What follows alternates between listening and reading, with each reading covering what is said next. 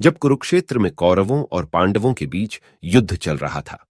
पितामह भीष्म कौरवों की ओर से युद्ध कर रहे थे, लेकिन कौरवों के सबसे बड़े भाई दुर्योधन को लगता था कि भीष्म पितामह पांडवों को नुकसान नहीं पहुंचाना चाहते हैं। दुर्योधन का मानना था कि पितामह भीष्म बहुत शक्तिशाली है और पांडवों को मारना उनके लिए बहुत आसान है। इसी सोच में डूबा दुर्योधन भीष्म पितामह के पास पहुंचा। दुर्योधन ने पितामह से कहा कि आप पांडवों को मारना नहीं चाहते, इसीलिए आप किसी शक्तिशाली हथियार का इस्तेमाल नहीं कर रहे हैं। दुर्योधन की बात सुनकर भीष्म बोले, अगर तुम्हें ऐसा लगता है तो मैं कल ही पांचों पांडवों को मार गिराऊंगा। मेरे पास 5 चमत्कारी तीर हैं, जिनका उपयोग मैं कल युद्ध में करूंगा। भीष्म पितामह की बात सुनकर दुर्योधन बोला, मुझे आप पर भरोसा नहीं है, इसीलिए आप ये 5 चमत्कारी तीर मुझे दे दीजिए। मैं इन्हें अपने कमरे में सुरक्षित रखूंगा। भीष्म ने वो 5 तीर दुर्योधन को दे दिए।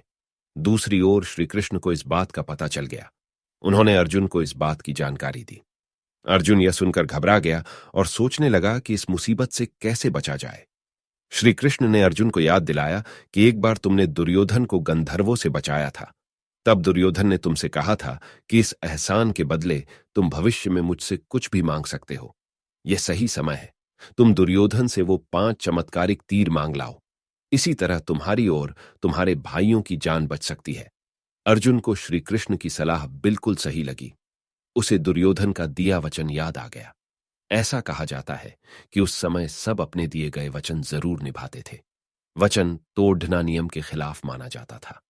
अर्जुन ने जब दुर्योधन को उसका दिया वचन याद दिलाया और 5 तीर मांगे, तो दुर्योधन मना नहीं कर सका। दुर्योधन ने अपना वचन निभाया और वो तीर अर्जुन को दे दिए।